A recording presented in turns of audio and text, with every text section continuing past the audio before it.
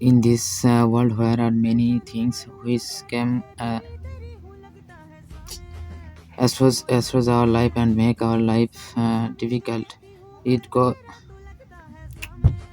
কি ভাবতেছেন ইংলিশ পারি না? আরে ইংলিশ পারি পারি সমস্যা হয়েছে 2 তারিখ হলো আমার ইংলিশ পরীক্ষা।